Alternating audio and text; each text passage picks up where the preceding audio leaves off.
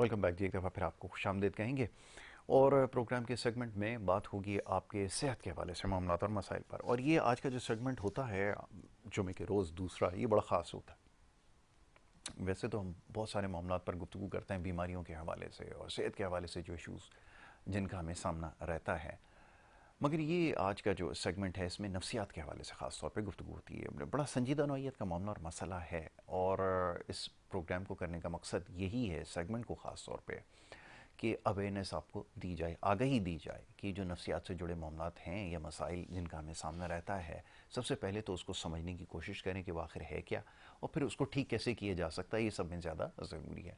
तो उसको याद रखिए कि ये ठीक करने के लिए कोई भी ऐसा टोटका जो आप करते हैं या किसी ने आपको अगर मशवरा दिया कि आप किसी के पास चले जाएं, वो आप पे कुछ कर देगा, या आपके ऊपर किसी ने कुछ करवाया हुआ है, एक तो आम इस्तिलाह इस्तेमाल होती है ना, तो ये सब नफ्सियात से जुड़े मामला और मसाइल हैं और नफ्सियात का डॉक्टर ही इसको हल कर सकता है।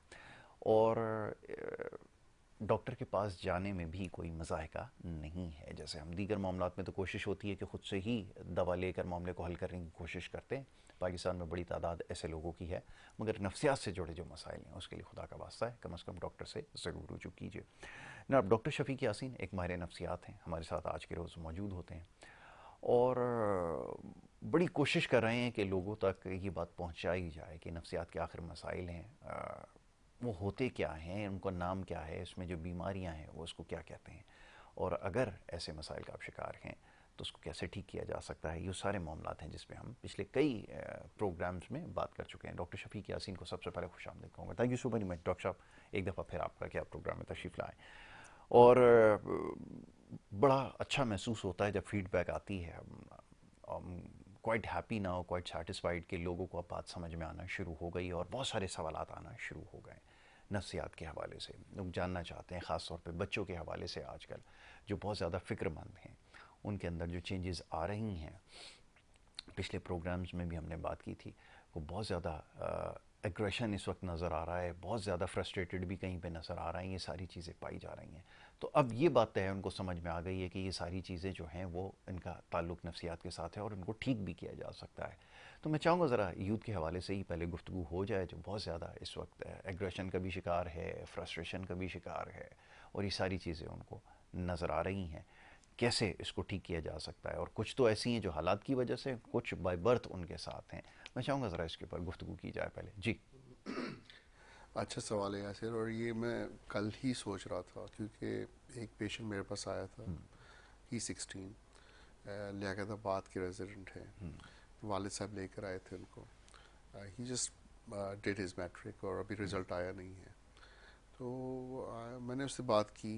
He was completely lost actually. मैं उसके फ्यूचर के बारे में पूछ रहा था, उसको अंदाज़ा नहीं था उसे क्या करना है। वो महीने में 1 या 2 दफ़ा स्कूल जाता है। पढ़ने का उसको कोई ख़ास शौक़ नहीं है। पूरी रात जागता है, 3 से 4 बजे सोता है, उठता देर से है, रातों को दोस्तों के साथ टाइम गुजारता है। और ओवरऑल उसको उसका पर्पस ऑफ लाइफ, उसको कोई क्लैरिटी नहीं थी कि नहीं। उसे आगे क्या करना है। मैं उससे पूछ रहा था, मैंने कहा यार तुम इस तरह कैसे आगे ज़िंदगी गुजारोगे, आगे तुम्हें कुछ तो आइडिया होना चाहिए ना। जब हम यंग थे तो हमें थोड़ी सी क्लैरिटी थी कि आगे ये पॉसिबिलिटीज़ हैं, इस तरह से ज़िंदगी गुजारनी है। एटलीस्ट ये तो पता था कि सोना कितने बजे है, जागना कितने बजे है। एग्जैक्टली, बिल्कुल। रेगुलर अटेंडेंस स्कूल की बहुत इंपॉर्टेंट हुआ करती थी। तो आई थिंक बड़ा चेंज आया है पिछले 20-30 सालों में, मैं समझता हूँ। मज़ीद कोविड के बाद तो और डिज़ास्टर है, मैं समझता हूँ। बहुत बिल्कुल। बुरे हालात हैं। हर तरह से देखें, स्लीप हाइजीन को देख लें, बच्चों की उनकी सोच, उनकी क्लैरिटी को देख लें, कन्फ्यूजन का वो शिकार हैं। खाने के हवाले से जो है ना, वो अच्छा न्यूट्रिशन ले नहीं रहे हैं, अच्छे टाइम पे सो जाग नहीं रहे हैं। तो ये सारी चीज़ें अफेक्ट कर रही हैं, आई थिंक एक आम यूथ को बहुत बुरी तरह से मुतासिर कर रही हैं। और यूथ ही हमारा फ्यूचर है पाकिस्तान का। और ये मैं समझता हूँ कि इसमें पेरेंट्स का बड़ा इम्पोर्टेंट रोल है, स्कूल्स और टीचर्स का बड़ा इम्पोर्टेंट रोल है, और इसमें सोशल मीडिया का बड़ा इम्पोर्टेंट रोल है। क्योंकि अब ये हो रहा है कि हर बच्चे को एक मोबाइल फ़ोन चाहिए। वो एडिक्ट होता जा रहा है एग्जैक्टली। स्क्रीन का। और जितना ज़्यादा वो एडिक्ट हो रहा है उसका, उसके दो, अच्छा मैंने ये भी पूछा उसके, मैंने कहा तुम्हारे कितने दोस्त हैं? कह रहा मेरा कोई दोस्त नहीं है स्कूल में। मैंने कहा तुम इतने सालों से स्कूल जा रहे हो, तुम्हारा कोई दोस्त नहीं है? तुम, अच्छा वो चाहता है जो शाम के दोस्त हैं खेल कूदने के वो हैं थोड़े बहुत उसके, लेकिन एकेडमिक फ्रेंडशिप नहीं है, स्कूल वाले जो दोस्त होते हैं वो नहीं है।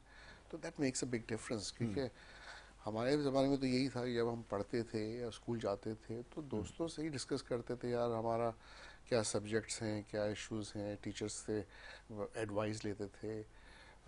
तरबियत या टीचिंग या एजुकेशन का बड़ा गहरा ताल्लुक दोस्तों से और टीचर से हुआ करता था। एग्जैक्टली। अब वो सोशल मीडिया जो है वो ज़्यादातर ऐसे फोरम्स पे हैं जैसे टिकटॉक है या यूट्यूब है, या इस तरह की वीडियोस देख रहे हैं जिससे कोई नॉलेज या एजुकेशन उनको नहीं मिल रही। इस तरह की चीप जोक्स हैं या फिर जो इस तरह के वल्गर तमाशे हैं, कंटेंट है वो बिल्कुल देख रहे हैं, कंटेंट बिल्कुल। ऐसा है जिससे कोई आउटकम नहीं नज़र आ रहा। तो मैं समझता हूँ ये सारी चीज़ों को समझाना यंगस्टर्स को बड़ा ज़रूरी है। बिल्कुल। उनको भी ज़रूरी है कि वो समझें और अपनी लाइफ को जो है ना सही डायरेक्शन में लेके चलें। इसको तो मैंने रिकमेंड की कि साइकोथेरेपी काउंसलिंग की इसको ज़रूरत है। फादर को भी रिकमेंड किया कि उसको अच्छी पेरेंटिंग की ज़रूरत है। अनफॉर्चुनेटली उसकी मदर को पैरालिसिस हो गया, फालिज का अटैक हो गया। एक भाई और एक बहन है, उससे भी उसकी रिलेशनशिप कोई इतनी अच्छी नहीं है। तो यहाँ पर जो है ना मामलात ऐसे हैं यासिर के घर घर में मुझे प्रॉब्लम्स नज़र आ रही हैं। मैं साइकाइट्रिस्ट हूँ तो डेफिनेटली पेशेंट्स आते हैं। अच्छा ऐसे पेशेंट्स जो साइकोटिक हों या फिर दूसरे नशे के पेशेंट्स हों, फिर भी मुझे कुछ कुछ समझ में आता है। लेकिन ये यंगस्टर्स जो हैं जहाँ पर अच्छे घरानों से भी आते हैं, ये नहीं कि वो लो सोशो इकोनॉमिक ग्रुप के हैं, लेकिन वहाँ पर उनका जो पर्पस है लाइफ का वो बिल्कुल ही लॉस्ट हुआ हुआ, they are completely confuse about they want what they want to do in future. तो ये जो है ना बड़ी परेशान कुन बात है और इस पे एग्जैक्टली। बहुत से लेवल पे काम करने की ज़रूरत है, मैं समझता हूँ। बिल्कुल। अच्छा, मैं कल ड्रग्स के हवाले से वो देख रहा था, एक रिपोर्ट आई है। अब मैं इसलिए उसके बारे में कमेंट नहीं कर सकता कि पहले मैं ज़रा कंफर्म उसके बारे में कर लूँ, एएनएफ से ज़रा पूछ लूँ कि ये वाक़तन ऐसा है जो फिगर्स दिए जा रहे हैं।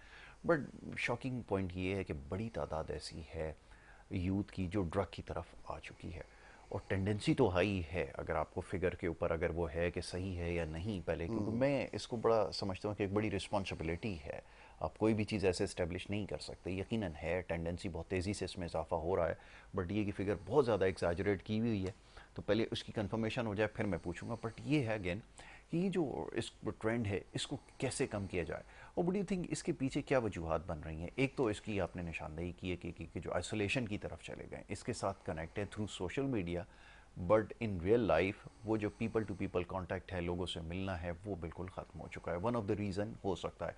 इसके अलावा आप क्या समझते हैं कि क्या गलती हो रही है पेरेंट्स से ख़ास तौर पे कि ड्रग्स की तरफ इतनी तेज़ी से बढ़ते जा रहे हैं? जी। देखिए इसमें दोनों ही हैं, push and pull factors. Right. देखिए इसमें बहुत से फैक्टर्स हैं। एक तो यही जो हम बात कर रहे थे कि यंगस्टर्स आजकल बहुत ज़्यादा कन्फ्यूजन का शिकार हैं। They are not clear about their goals. अच्छा जब ये होता है तो फिर डेफिनेटली खाली दिमाग जो है वो शैतान का घर होता है। They have not a lot to do, वो टाइम को किल कर रहे हैं बाय डूइंग थिंग्स विच जो है ना जिसका कोई पर्पस नहीं है। फिर ऐसे दोस्त जो है जो कि शायद अच्छी गैदरिंग ना हो उनकी, वो उस पर बड़े इफ़ेक्ट्स डालते हैं। पेरेंट्स के एब्सेंस कई दफ़ा, या अगर एब्सेंट ना भी हो तो उनका विजिलेंट ना होना, नज़र ना रखना एक बहुत बड़ा फैक्टर है एग्जैक्टली। इस मामले में। Same applies to school. School में हम एकेडमिक परफॉर्मेंस पे तो कोशिश कर रहे हैं कि बच्चे सीखें, रट्टा लगाएं, जो इस तरह भी करके अपने एग्ज़ाम्स को क्लियर करें, लेकिन ओवरऑल उनकी ओवरऑल तरबियत। अब जापानीज़ मॉडल को देखें तो उनकी जो यंगस्टर हैं उनको एकेडमिक पुश नहीं मिलता। उनको मिलता है कि वो पहले उनके मॉरल एथिकल वैल्यूज़, उनका डिसिप्लिन, उनका लाइफ स्टाइल, वो किस तरह से ज़िंदगी गुजारनी चाहिए, उस पर जो है ना ज़्यादा कॉन्सेंट्रेट किया एग्जैक्टली। जाता है। And I think that's a much better approach. तो यहाँ पर हमें तरबियत की कमी नज़र आती है और इससे भी बड़ा फ़र्क पड़ता है।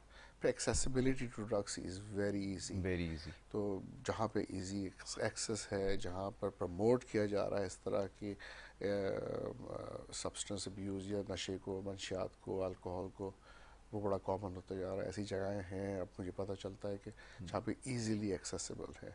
अच्छा, लोग आते हैं और ऑफ़र भी करते हैं, और जो मैंने देखा है और सुना है कि बहुत इजीली इवन स्कूल्स के लेवल पे जो है ना ड्रग्स की अवेलेबिलिटी है, तो इससे भी फ़र्क पड़ता है। और फिर जहाँ पर फ्रस्ट्रेशन बढ़ेगी यंगस्टर्स की, और जहाँ पर वो जितना ज़्यादा एंगर, फ्रस्ट्रेशन, एंजाइटी, डिप्रेशन आएगा, तो ये स्केप भी है कि समझते हैं कि किसी तरह से ये लें और सिर्फ को शॉर्ट टर्म खुशी मिले। तो ये जो है ना एक बहुत बड़ा इशू है कि आजकल की यंगस्टर्स जो है ना बहुत ही फ्रस्ट्रेटेड होती जा रही है। अच्छा, अनएम्प्लॉयमेंट रेट बढ़ रहा है, they are not clear about what they want to do. अभी एक और यंगस्टर से पूछा था, क्या था, मैं शायद ये कर लूँगा, वेबसाइट डेवलप्स कर लूँगा। तो मैंने उससे क्वेश्चन किया, मैंने कहा तुम क्या समझते हो जहाँ पे एआई जिस डायरेक्शन में जा रहा है, मे बी इन ईयर और two it will be very easy कि हम जैसे चैट जीपीटी वगैरह है, आप ये कहते हैं भाई ये चीज़ें मुझे कर दो, वो कहेगा और वो वेबसाइट डेवलप हो जाएगी। बिल्कुल सही तो है। आपको क्या लगता है कि आप ये करने का सोच रहे हैं अगले 5 सालों में या 10 सालों में, ये चीज़ एग्जिस्ट करेगी कि नहीं करेगी? बहुत अच्छी बात है। अब ये बड़ा ज़रूरी है, मैं डॉक्टर साहब अभी इसकी तरफ आता हूँ, और हमारे कॉलर है रेगुलर अच्छा, याहिया, उनको भी हम शामिल गुफ्तगू करते हैं। Well Yahya, thank you so very much, बहुत शुक्रिया आप प्रोग्राम में कॉल करने का। जी याहिया। अस्सलाम वालेकुम डॉक्टर साहब। सलाम। देखिए यासिर, बात ये कि शुक्रिया आपका कि आप मुझे मौका देते हैं, आप फिर हमारे ऑनर करते हैं। तो क्योंकि डॉक्टर साहब जब आते हैं तो मैं बिलीव करें, विदाउट एजुकेशन मैं बताऊं कि डॉक्टर, मैं जब भी कहीं बैठता हूँ या जिक्र होता है कि जो इनका अंदाज गुफ्तगू है, जो इनका इनकी आवाज़ में धीमापन है ना, ये इनको अल्लाह ने खासा अता फरमाया। लोग इसी से हीलब भी हो जाते हैं माशाल्लाह बहुत हद बिल्कुल। तक। तो मैं देखिए, बात ये कि ये तो इतना बड़ा वसी मौजू है, तो ज़ाहिर है मैं तो इतना नहीं बोल सकता इस वक्त। लेकिन देखिए, बात यही है ना कि हम लोग बेसिकली हमारे यहाँ जो, मैं सिर्फ एक लोगों को जो समझाने की कोशिश करता हूँ, ज़ाहिर है मैं इस पे काम नहीं कर रहा होता हूँ। लेकिन जो गैजेट्स है ना, वो आपको इन्फॉर्मेशन दे सकते हैं, आपको कम्युनिकेट करवा सकते हैं, लेकिन मोरल एथिकल वैल्यूज जो है आपको अपने माँ बाप सिखाते हैं, आपके इर्द गिर्द लोग सिखाते हैं। बिल्कुल ठीक। अनफॉर्चुनेटली हम लोग के यहाँ ये हो गया, जैसे इन्होंने अभी कही ना बात जैपनीज की, तो जैपनीज तो अपने स्कूलों में ही यानी काम करना भी सिखाते हैं, अपने अपने सेल्फ सफिशिएंट भी होना सिखाते हैं, और वो आपको मोरल वैल्यूज भी सिखाते हैं। वो स्कूलों में इस तरह की उनके बेसिक ट्रेनिंग में शामिल होता है। लेकिन मैं जो जहाँ देख रहा हूँ ना, हमारे जो हमारे यहाँ प्रॉब्लम ये होगी, हम एक टिकटॉकर कॉम बनते चले जा रहे हैं। ओ यस। टिकटॉकर एक हद तक तो ठीक है, आप देख रहे हैं, सब कुछ कर रहे हैं। अभी आपने एक इसकी बात की एआई की, मैं आपको बताऊं दुनिया भर में इस पे इतनी ज्यादा डिबेट चल रही है कि एआई जो है ना, बल्कि एलन मस्क के खास एक प्रोफेसर हैं, उनके जो उनके उसकी टीम में है, उन्होंने मैंने उनका प्रोग्राम देखा अल जज़ीरा पे यासिर। उन्होंने उनसे जब पूछा गया कि सबसे बड़ी इसकी बड़े डिबेट हुई थी, उसने कहा सबसे बड़ी आपकी खराबी इसमें क्या लगती है? उसने कहा सबसे बड़ी खराबी ये होगी कि इसमें सच और झूठ की तमीज मिट जाएगी, आपको पता नहीं चलेगा क्या सच है। ये आपको शऊर खुद पैदा करना पड़ेगा अपने अंदर कि आप किसी खबर को लेके क्या चलते हैं। मेरा जो सवाल डॉक्टर साहब से, डॉक्टर साहब बात ये है कि क्योंकि हम अपने सारा मसला ये कि हम अपने गैजेट से मुंसलिक हो गए। हम आके आपके पास भी लोग डॉक्टर आपके पास आके लोग कहते होंगे बच्चा बात नहीं मान रहा, बच्चा जिद्दी हो गया। तो हम क्या क्वालिटी टाइम बच्चे को दे रहे हैं? माएँ अपने ड्रामों में मसरूफ है, बाप अपने लोगों चीजों में मसरूफ है, वो उनके घर में पता ही नहीं होता बच्चे क्या करें। तो आप पेरेंट्स को क्या पैगाम देते हैं? ऐसे पेरेंट्स को क्या पैगाम, उनकी कितनी जिम्मेदारी बनती है? एग्जैक्टली, बिल्कुल भैया, thank you so very much, बहुत शुक्रिया, आपने बहुत सारी चीज़ों को हाईलाइट भी किया। इनफैक्ट डॉक्टर साहब की भी आपने तारीफ़ की, हम खुद इनके बड़े फ़ैन हैं माशाल्लाह। बहुत सारे सवालात आते हैं, डॉक्टर साहब बड़ा अच्छा एक्सप्लेन करते हैं। तो डॉक्टर साहब याहिया ने भी उसी चीज़ को भी पॉइंट आउट किया कि पेरेंटिंग का बड़ा एक रोल है, बच्चे बड़े रिस्पॉन्सिव हो गए हैं।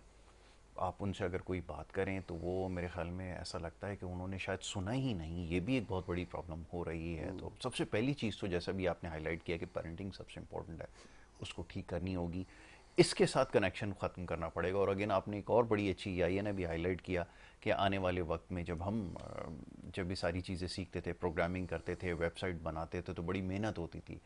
अब तो एक कमांड के ऊपर वो हो जाता है। अब आपको यू डोंट नीड एनीथिंग, आपको टाइप भी नहीं करना, आपने वॉइस कमांड देनी, आई नीड अ वेबसाइट, और वो आपको बना कर दे देगा, दैट्स इट। तो यहाँ तक तो बात पहुँच गई। पहले वाले उसकी तरफ आऊँगा, पेरेंटिंग अगेन। जी देखिए, पेरेंटिंग इज़ चेंजिंग अभी, और मैं समझता हूँ उसे चेंज होने की ज़रूरत है। एक वक्त था जब इट वाज सिंपल कि पेरेंट्स को भी पता था कि क्या एक्सपेक्ट करना है बच्चों से, और वो बच्चों को कहते थे, बच्चे सुनते थे और मानते थे। That was simple. अब मसला डिफरेंट है। अब पेरेंट्स टीचर के अलावा एक जो डिवाइस आ गया है हमारे दरमियान, जो कि सोशल मीडिया का है, इंटरनेट का है, जो कि एक छोटे से फ़ोन पे, स्मार्टफोन पे, जो कि हर एक के हाथ में इस वक्त मौजूद है, वो भी बहुत सी चीज़ें बता रहा है बच्चों को, और वो उससे सीख रहे हैं। और मैं हैरान होता हूँ, छोटे छोटे बच्चों को ऐसी बातें कह देते हैं जो कि शायद मैं 16-18 साल का था तब भी शायद मुझे नहीं पता थी, जो आजकल छोटे छोटे बच्चों को पता है। तो they are pretty knowledgeable about things. इसका एडवांटेज भी है कि वो बहुत चीज़ें सीख रहे हैं, एब्जॉर्ब कर रहे हैं। तो मैं ये कहना चाह रहा हूँ कि पेरेंट्स जो हैं अब इतने अथॉरिटेरियन नहीं हो सकते जितने पहले थे। उनको चाहिए कि थोड़ा सा अपना लेवल ऐसा रखें कि वो दोस्तों वाला लेवल रखें। बच्चों से ओपनली पूछें कि वो क्या देखते हैं, क्या सीखते हैं, उनसे सीखने की कोशिश करें। क्योंकि उनसे पूछें कि बेटा आप क्या, आपको मालूम है, मुझे भी बताएं। उनको भी कॉन्फिडेंस दें कि भाई हमसे मेरे माँ बाप जो है ना हमें इम्पोर्टेंस दे रहे हैं, हमें वैल्यू दे रहे हैं। Absolutely. उससे फ़र्क पड़ता है उनको कॉन्फिडेंस बिल्ट अप करने में। फिर जो इंटरेक्शन है पेरेंट्स का बच्चों के साथ, वो जितना टाइम हम दे रहे हैं वो कम है, वो उसको बढ़ाने की ज़रूरत है। उससे ये होगा कि उनका कंसंट्रेशन स्पैन बेहतर होगा। एक वजह कंसंट्रेशन अच्छी ना होने की है कि वो क्या करते हैं कि जो भी देख रहे हैं स्मार्टफोन्स पे, वो फ्लिप करते रहते हैं, विद इन सेकेंड्स वो चेंज करते हैं। उनका कंसंट्रेशन स्पैन जो है ना छोटे से छोटा होता जा रहा है, ड्यूरेशन जो है। अब ह्यूमन इंटरेक्शन में एक चीज़ ख़ास है, जैसे मैं आपसे बात कर रहा हूँ, देर तक हम कंसंट्रेट कर सकते हैं, आई कांटेक्ट कर सकते हैं, सुन सकते हैं। टू वे ट्रैफिक है ये, Exactly. वन वे नहीं है। और ये चीज़ें जो है ना वो अब लर्न नहीं कर रहे बच्चे, जो कि उनको ज़रूरत है लर्न करने की। और उसका एक ही तरीका है कि ह्यूमन ह्यूमन इंटरेक्शन को बढ़ाया जाए। पेरेंट्स को चाहिए कि बैठा के बच्चों से बातें करें, उनको उनसे सीखें भी, उनको सिखाएं भी। और बात ये होती है कि बहुत बड़ा गैप आ जाता है, फिर अचानक से एक दिन पेरेंट्स रियलाइज़ करते हैं कि यार हमारा डिस्टेंस इतना बढ़ गया है, गैप इतना बढ़ गया है कि अब हमें से कवर करना है। Exactly. और फिर शायद देर हो चुकी होती है। बच्चे अपने उसमें मामलात में बिजी होते हैं, पेरेंट्स अपने मामलात में बिजी रहते Busy. हैं। फिर जब एक साइकाट्रिस्ट और साइकोलॉजिस्ट ले जाते हैं, वो कुछ गाइड करते हैं कि इस तरह होना चाहिए, और फिर अचानक से वो चाहते हैं कि बिल्कुल एक 180 डिग्री का चेंज आ जाए, जो कि इतना आराम से होता नहीं होता है। नहीं है। तो इट्स अ ग्रेजुअल प्रोसेस, और इसे आप शुरू से लेके चलेंगे तो बच्चों को शायद इतनी डिफ़िकल्टी ना हो। आपका इंटरेक्शन भी बच्चों से अच्छा रहेगा, उनकी लर्निंग और तरबियत भी अच्छी रहेगी, उनका कंसंट्रेशन स्पैन भी बेहतर रहेगा, उनका सेल्फ एस्टीम और कॉन्फिडेंस भी वो बिल्ड करते जाएंगे। Exactly. और एक अटैचमेंट जो है माँ बाप की बच्चों के साथ, जो बहुत ज़रूरी है सिक्योर होना, वो जो है ना बनेगी आपकी अटैचमेंट, बिल्कुल। जो कि बहुत ज़रूरी है। उसके लिए मैं समझता हूँ पेरेंटिंग जो है उस पे टॉक्स देनी चाहिए। पेरेंट्स को भी चाहिए कि वो लर्न करें कि पेरेंटिंग क्या है और किस तरह से होनी चाहिए, और उसी तरह बच्चों को टाइम दें। एग्जैक्टली वो ठीक है सिर्फ एक और बड़ी चीज़ जो मैं समझता हूँ कि मिसिंग है वो ये मेंटरशिप की है। अगर कोई मेंटोर हो तो वो उसके लिए काम ज़्यादा आसान कर सकता है। अब वो घर में कोई भी हो सकता है, वो ये रोल कोई भी प्ले कर सकता है। ये मैं पेरेंट्स से मुखातिब हूँ कि उसके लिए वो मेंटोर का काम करे। वैसे तो अमूमन है ही ये पेरेंट का जो फिगर ऐसा होता है कि वो मेंटोर ही होते हैं। हमारे टाइम पे ये ज़रूर हुआ करता था, लेकिन अब उनको किसी की तलाश है, ख़ास तौर पे करियर के हवाले से। तो सबसे ज़्यादा कन्फ्यूजन आजकल बच्चों में मुझे नज़र आ रही है वो करियर के हवाले से कि आगे क्या करना है। और फिर जो कुछ सोशल मीडिया पे वो देख रहे हैं तो वो बहुत जल्दी चाहते हैं कि वो उस तरह की लाइफ को अचीव कर लें। वो जो कुछ एक फेक लाइफ जो दिखाई जा रही है, जिसमें कोई ट्रैवलिंग कर रहा है, कोई प्राइवेट जेट में जा रहा है, तो तस्वीरें लगा रहा है, उसकी वजह से वो इस तक की तरफ जल्दी आना चाहते हैं कि हम कोई ऐसा तरीका इख्तियार करें जिससे हम ये सारी चीज़ें अचीव कर लें। तो वो अपने टारगेट से जो है वो हट गया। उसको ये पता है कि मैंने सिर्फ ये अचीव करना है और उसके लिए वो कोशिश कर रहा है। तो ये सबसे पहले ज़रूरी ये है कि उसको बिठाकर काउंसलिंग की जाए, उसको बताया जाए कि आपने अपना करियर कैसे बनाना है। कोशिश करें एजुकेशन के अंदर अपना करियर बनाएं। अगर उसके अलावा अगर उसके स्पोर्टिंग स्किल अच्छे हैं, स्पोर्ट्स में ज़्यादा प्रोएक्टिव है, तो वहाँ पर उसको करियर बनाने में मदद मिलेगी। लेकिन ये काम आपको करना होगा। ये इसको अगर आप फ्री फ्लोट पे छोड़ देंगे कि वो जी हो जाएगा, जो लिखा हुआ है वो हो जाना है। अक्सर हमारे यहाँ ये होता है कि एक आम अप्रोच पाई जाती है। जो क्वेश्चन में भी मेरे पास आते हैं ना डॉक्टर साहब, ज़्यादातर ये वो कि उसने करना क्या है। अब वो इस एज तक पहुंच गया है, अगर ये डायरेक्शन पहले सेट कर दी जाती तो मेरे ख्याल में काम आसान हो जाता। अब ज़्यादातर वो जो इंटरमीडिएट वाले और इस जो 15-16 वाले जो एज ब्रैकेट में या 17 में, उनके ज़्यादा सवाल आते हैं कि जी वो पता नहीं है करना क्या है, और वो यहाँ तक पहुँच चुका है। तो उसकी वजह से वो बहुत ज़्यादा फ्रस्ट्रेटेड हो रहा है, कन्फ्यूजन ज़्यादा नज़र आ रही है। जी डॉक्टर साहब। उनको छोड़े, मैं खुद कंफ्यूज हूँ यासिर, क्योंकि जिस तरह से टाइम चेंज हो रहा है और एआई का इन्वॉल्वमेंट बढ़ रहा है एग्जैक्टली। हमारी ज़िंदगी में, हु नोज़ कि अगले 5 से 10 सालों में क्या एग्जिस्ट करेगी जॉब्स और क्या एग्जिस्ट नहीं नहीं करेगी। करेंगे। एक तो सवाल ये है, आई थिंक एडल्ट्स तक कंफ्यूज हैं कि आगे क्या होने वाला है। एग्जैक्टली। इससे बड़ा बैलेंस लेके चलने की ज़रूरत है। जहाँ लर्निंग है और टीचिंग है और एकेडमिक्स है, वहाँ पे मैं समझता हूँ कि स्किल का इम्पोर्टेंस है, कि उनको सिर्फ एजुकेशन और एकेडमिक पे जोर नहीं देना चाहिए, बल्कि जर्नल स्किल्स भी सिखाने चाहिए। एक तो ये बड़ा इम्पोर्टेंट है। थोड़ा सा आपने भी मेंशन किया, स्पोर्ट्स, फिजिकल एक्टिविटी बहुत इम्पोर्टेंट है। बैलेंस लेके चलना और ओपन माइंड होके चलना, ये सोचना कि हाँ मैं देखूंगा कि जब उस वक्त तक पहुंचूंगा तो मैं क्या करूं, आई कैन ड्रिफ्ट, लेकिन अपने एजुकेशन को परस्यू करना और उसे अच्छी तरह से निभाना और सीखना। लेकिन learning is a process, exactly. कोई भी लर्निंग ज़ाया नहीं होती जब आप सीखते हैं। Very right. ठीक है ना। तो मैं समझता हूँ कि ये सोचते हुए कि मैं ये बनना चाहता हूँ फ्यूचर पे, यही मेरा एम है, और इसी पाथवे को लेके मैं ये सब्जेक्ट्स कवर करूँगा, तो इट्स अ डिफरेंट अप्रोच। लेकिन ओवरऑल लर्निंग एंड जो है टीचिंग और एकेडमिक लेके ओवरऑल चलना, वो अलग अप्रोच है। और एक जर्नल नॉलेज और इंफॉर्मेशन को गैदर करते हुए आप अपना माइंड को, अपनी कनेक्टिविटी दिमाग की है उसको शार्प करें, उस आगे जितना सीख सकते हैं उतना सीखें, और बैलेंस लाइफ लेके चलें। स्पोर्ट्स हैं, जर्नल स्किल्स हैं, और एजुकेशन है, उसको बैलेंस लेके, और साथ में दीन को और दुनिया दोनों को एग्जैक्टली। वेरी लेके राइट। चलें। उसको तो भी ये बड़ा नज़रअंदाज ना इम्पोर्टेंट करें। है, और ये अगर बैलेंस लेके चलेंगे, आगे आप खुद डिसाइड कर सकते हैं कि मुझे क्या करना है। ज़रूरी नहीं कि आप अभी डिसाइड किया कि मुझे 10 साल बाद ये बनना है, and things might be very different at that point. उस एग्जैक्टली। वक्त दुनिया बिल्कुल बदल सकती है। बिल्कुल ठीक। तो आई थिंक आपको ओपन माइंडेड रह के जो है ना एजुकेशन को परसू करना है that at is this very point. Important. Exactly. अच्छा जी, अब आते हैं क्वेश्चंस की तरफ। क्वेश्चंस जो आ रहे हैं, एक टॉपिक मिल गया है काफ़ी अरसे से, इस पे बात हो चुकी है। वैसे तो हम बहुत सारे टॉपिक्स को कवर कर चुके हैं, बट अगेन इस वक्त दिस पॉइंट इन टाइम सबसे ज़्यादा जो क्वेश्चन आ रहा है रिगार्डिंग इंसोम्निया के हवाले से आ रहा है। स्लीपलेसनेस, ये एक बड़ा प्रॉब्लम हो चुका है, और वही हमेशा से एक प्रॉब्लम है कि मेडिसिन के ऊपर रिलाई करते हैं, और वो अब शायद वो कहते हैं कि डिसफंक्शनल हो गई हैं या उतनी काम की नहीं रही हैं। इसकी वजह भी बताएं, और मैं चाहता हूँ चलें आज इसके ऊपर सर बहुत सारे क्वेश्चन हैं ना, आज एक साथ सबका जवाब दे देते हैं। जी पहले, how do you explain this इसको कई इंसोम्निया? दफ़ा लेके कर चले चुके हैं, हैं लेकिन आज मैं एग्जैक्टली। थोड़ा डिफरेंट अप्रोच लेके चलना चाहता हूँ। प्लीज़। चले, अभी बात निकली और मैं दिमाग में मैं सोच रहा था जब आप क्या सवाल बात पूछ है। रहे थे कि मैं किस तरह से इसका जवाब दूंगा। देखिए होता है कि जब आप लेटते हैं सोने के लिए, पहली बात है कि आप एक्चुअली सोना चाहते हैं कि नहीं सोना चाहते, very first right. Thing. Noted. और मैं कई लोगों से पूछता हूँ, यार कि तुम इतना लेट क्यों सोते हो, कहते हैं हमें सोना ही 3-4 बजे है, हम क्यों जल्दी सोएं। Actually if they are on medication, suppose कि मैं, और उनको प्रॉब्लम ही इंसोम्निया का है, साथ में डिप्रेशन, एंजाइटी है, तो कहते हैं हम दवाई ही 2 बजे लेते हैं। मैंने कहा क्यों, क्योंकि हमें सोना 3-4 बजे है। तो मैंने कहा इसका मतलब तुम सोना चाहते ही नहीं हो जल्दी। दैट्स ये सूडो नंबर वन। इंसोम्निया तो नहीं है एग्जैक्टली जिसकी बात तो हो रही है? इसका मतलब ये है कि एक परसेंटेज पॉपुलेशन की ऐसी है जो सोना नहीं चाहती है नहीं जल्दी। चाहती। जब वो सोना ही नहीं चाहती तो क्यों सोएंगी। दैट्स वन प्रॉब्लम, जो कि मेन प्रॉब्लम वो मुझे कहते एक हैं नज़र आ रहा है। सबकॉन्शियस माइंड काम करता रहता है, एक्टिव रहता है, तो दैट इज वो अपने वन आप को रीजन। एक्टिव रखते हैं, हाँ।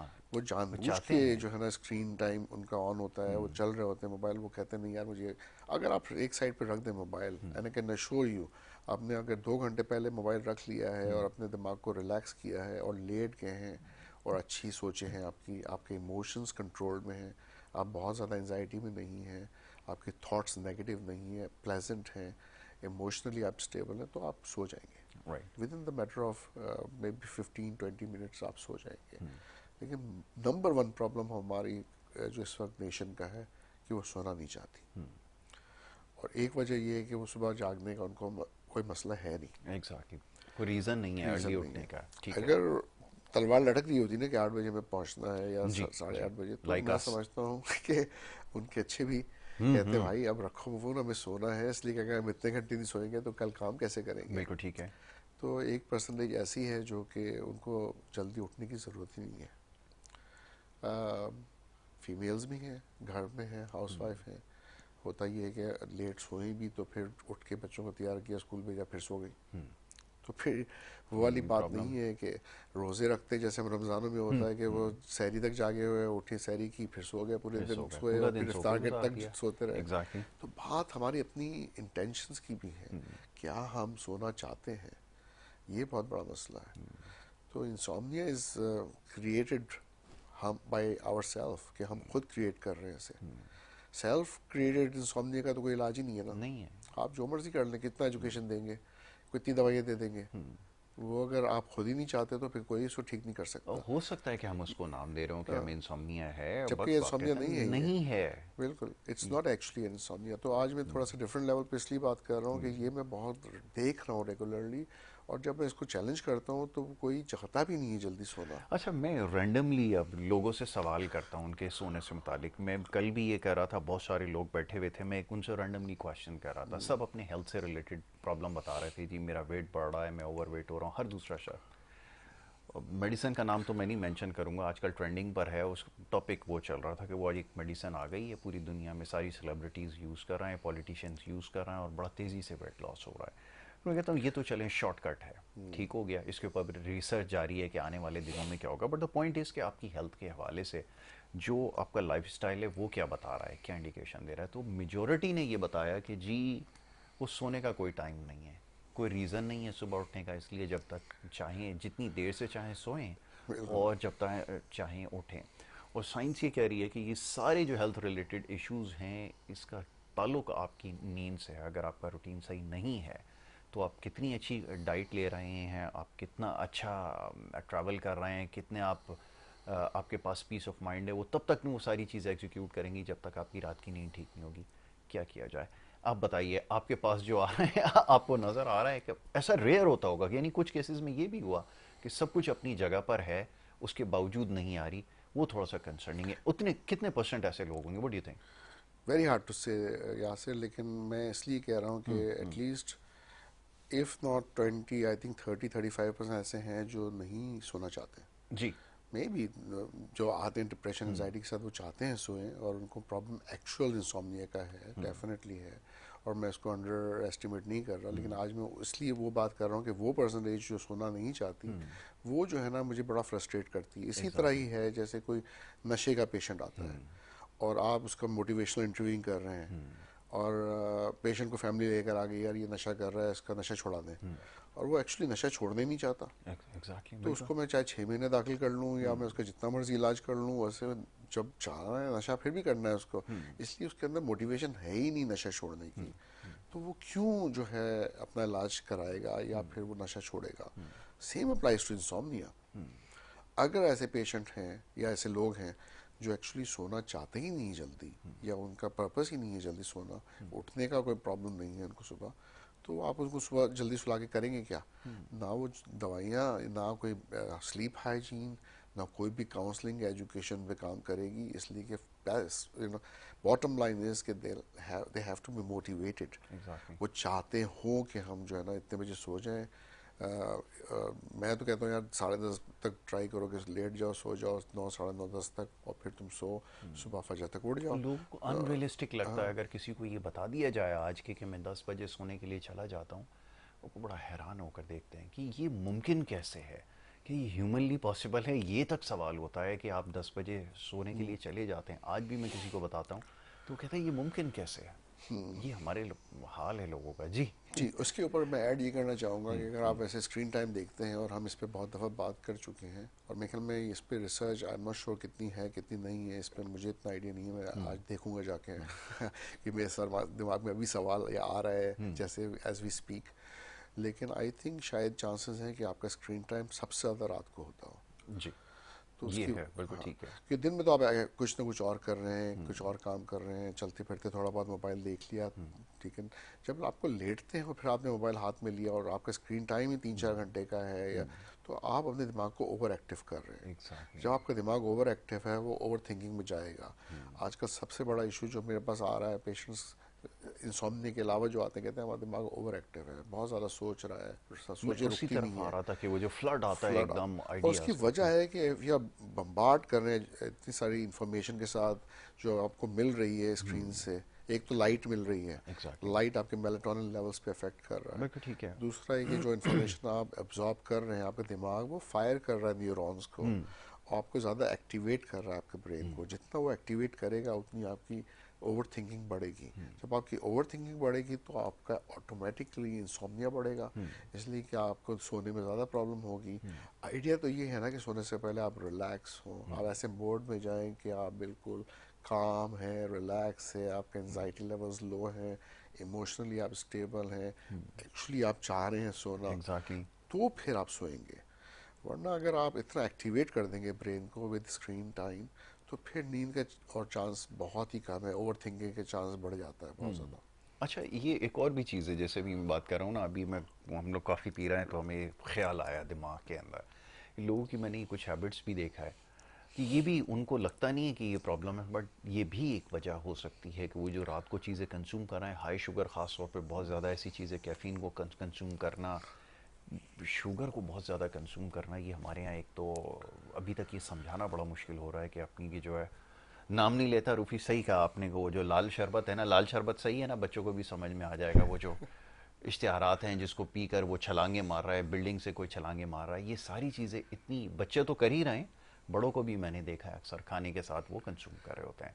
तो ये सारी चीज़ें जो आप देख समझते हैं कि ये टेस्ट हमारा अच्छा हो जाएगा, ये हमारे लिए कोई एनर्जी इसमें कोई है, इसमें कोई एनर्जी नहीं है मेरे ख्याल में। ईटिंग हैबिट्स भी डॉक्टर साहब अगेन सबसे बड़ा आई प्रॉब्लम एग्री है। विद वेरी वेरी, ये अच्छा, मैं बात। सॉरी एक चीज़ और ऐड हाँ ऑन करूँ, बिल्कुल मैं वो बिल्कुल। कंक्लूजन निकाल रहा था, कल मैंने एक को क्वेश्चन किया एक कि आप जब ये जाते हैं किसी भी हॉस्पिटल लाइक NICVD चले जाएं, वो हार्ट अटैक का जो ब्रैकेट है ना, वो रात को 3 बजे से लेके 5 बजे से पहले पहले तक की है, जहाँ पे सबसे ज़्यादा इमरजेंसी में लोग आ रहे होते हैं। अब ये बड़ी सीरियस बात मैं जो करने लगा हूँ, आपने कभी दिन के 2-3 बजे नहीं सुना होगा किसी को हार्ट अटैक आ रहा है या किसी को इस टाइम पर आ रहा है। ये क्या वजह है कि रात को 3 बजे से लेके सुबह 5 बजे तक की जो एक ब्रैकेट है, सबसे ज़्यादा उसमें केसेस आ रहे होते हैं जी। बिल्कुल, it has eating a habits lot हैं to one do of the with eating reason. Habit. Late खाना खाना, हाजमे पे ऑफ कोर्स इस पे जो लोड पड़ता है, और सबसे ज़्यादा मुरंगन ग़िज़ाएँ हम ले रहे हैं, साथ में मिठाइयाँ और शुगरी चीज़ें हम बहुत खा रहे हैं। बेसिकली हो ये रहा है, जो मेजॉरिटी मैं देख रहा हूँ, या तो थोड़ा सा ब्रेकफास्ट करते हैं बहुत थोड़ा, उसके बाद पूरा दिन खाते नहीं हैं, और फिर काम से आके सबसे ज़्यादा खाते हैं, और जब वो खा के पेट इतना भर जाता है तो फिर जब वो लेटते हैं तो हाजमा ऑफ कोर्स आपका जो अगर डाइजेशन टेक्स टाइम, और फिर इंसान के अंदर भी साइकिल्स चल रही हैं जिसका आपको खुद अंदाज़ा नहीं है।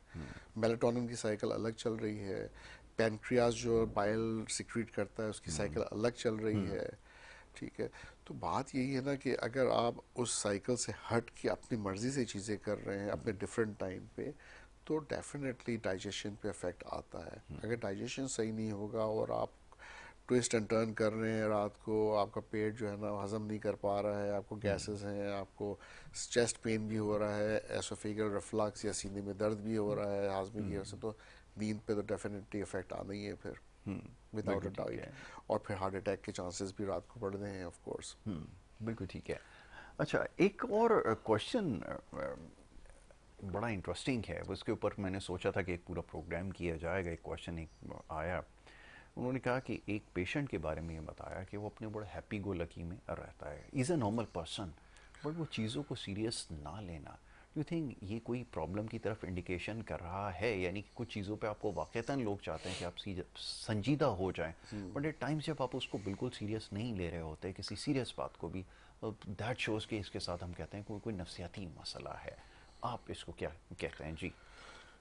Definitely, it can be a personality problem or it can be a illness, psychiatric illness. Right. अब ये दोनों डायरेक्शन जा सकता है। अगर हम साइकेट्रिक इलनेस की बात करते हैं तो मूड के हवाले से, जहाँ सीरियस नहीं ली जा रही चीज़, और वो उस थॉट्स या तो इमेच्योर है या इम्पल्सिव है, इम्पल्सिवली कुछ बातें कह देता है जो बचकाना है, उसके फिल्टर्स क्लियर नहीं है। क्योंकि होता है कि जब आप बोलते हैं, सोचते हैं को आप कुछ भी सोच लें, एग्जैक्टली। लेकिन आप बोलते हैं वो हैं जो आपको लगता है कि सोशली एक्सेप्टेबल है, सामने वाले के लिए ऑफेंसिव नहीं है, अच्छा लगेगा, आप दुनिया के सामने इखलाक, आपका इखलाक अच्छा लगेगा, तो आप सोच समझ के एक बात करते हैं, तोल के बोलते हैं। लेकिन जब मजाक में कोई बात अचानक से कोई बोल देता है जैसे आप कह रहे हैं, और वो ये नहीं कि उसने एक दफ़ा, उसकी उसकी आदत है और बहुत अरसे से ये कर रहा है, और अगर आदत नहीं है हो सकता है चेंज आया उसका पिछले 3 4 6 महीनों में, जो पहले डिफरेंट पर्सनैलिटी थी अब अचानक से वो इस तरह की बातें करने लगा है और चीज़ों को सीरियस नहीं ले रहा है, दैट इंडिकेट्स कि there is a drift towards a state जहाँ पर हो सकता है कि वो बाइपोलर अफेक्टिव इलनेस की तरफ जा रहा हो, जहाँ पे वो थोड़ा सा एलिवेटेड हो, जहाँ वो डिसइनहिबिटेड हो रहा हो, ऐसी बातें बोल रहा हो जो उसे नहीं बोलनी चाहिए, हर चीज़ मजाक में उड़ा रहा है, इम्पल्सिव है, रेकलेस है, मिस एडवेंचर कर रहा है, ओवर स्पेंडिंग कर रहा है, इस तरह की हरकतें कर रहा है जो कि बचकाना है और लोगों को एग्जैक्टली। अजीबो-गरीब लग रही हैं। So that can be part of bipolar affective illness. Can be जैसे हम ADHD के adult ADHD is underdiagnosed in many cases के जी। जहाँ पे बचपन में डायग्नोसिस नहीं हुआ था, तो देयर कंसंट्रेशन स्पेल जो है वो भी शॉर्ट है, वो भी इम्पल्सिव हो सकते हैं, वो भी सोचे समझे बगैर चीज़ें कर सकते हैं और कह सकते हैं। तो it can be an adult ADHD, उससे रिलेटेड इश्यूज हो सकते हैं। IQ लेवल्स पे ही मैं देखता हूँ कि IQ लेवल्स का बिलो नॉर्मल होना, एक बॉर्डर लाइन लो होते हैं जो कि नॉर्मल IQ से स्लाइटली लोअर की तरफ होते हैं, वो इस तरह की हरकतें कर लेते हैं जो बड़ी इमेच्योर, इम्पल्सिव, मजाक वो कहते हैं उनको मजाक करना भी नहीं आता, ना मजाक समझना आता है, तो वो भी उस कैटेगरी में भी इश्यूज आ सकते हैं। और कई ऐसी पर्सनालिटीज़ हैं जहाँ पे इस तरह के प्रॉब्लम्स हो सकते हैं। तो वेरी डिफ़िकल्ट टू से पिन पॉइंट करना मुश्किल हो सकता है, लेकिन it can be a wide range of possibilities.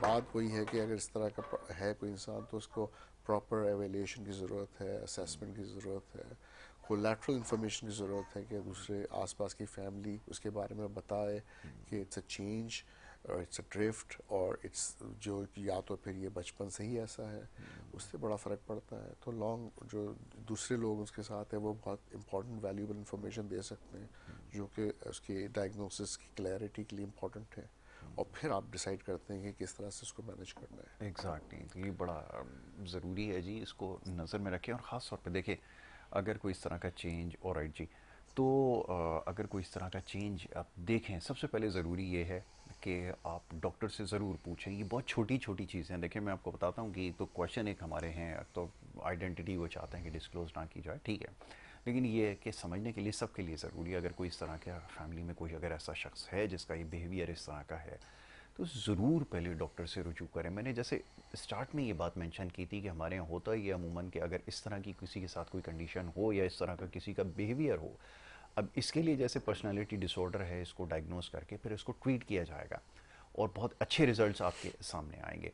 But अगर ये समझ लिया जाए कि जी किसी ने कुछ करवा दिया, जो एक आम इस्तेलाह इस्तेमाल होती है, तो वहाँ जिन्होंने क्वेश्चन भेजा उन्होंने भी ये मेंशन किया कि हमें पहला जो हमारे जो फर्स्ट एक थॉट आया था वो ये था कि शायद कुछ करवा दिया, बट आपका प्रोग्राम देखा तो समझ में आया कि ये हो सकता है। तो आई थिंक अब बात काफ़ी हद तक जो वो समझ में आ गई होगी। और फर्दर इसको ये कि आप अगर और चाहते हैं इसके बारे में जानना, डॉक्टर साहब के नंबर्स भी हम चला रहे हैं मुस्तकिल, डॉक्टर साहब का क्लिनिक का एड्रेस भी दे रहे हैं, आप उनसे रब्ता भी कर सकते हैं, अपॉइंटमेंट लेके जा भी सकते हैं।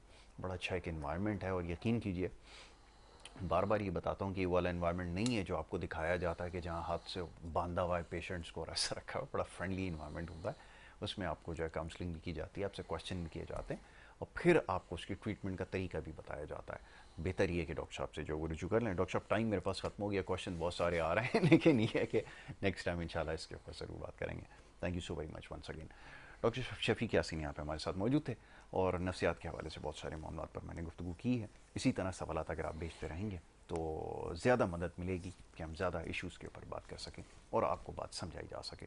प्रोग्राम के वक्त क्योंकि यहाँ पे ख़त्म हो जाता है, इजाज़त आपसे लेनी होगी। मोहम्मद यासिर और हमारी टीम को अब इजाज़त दें। अल्लाह ने के बाद।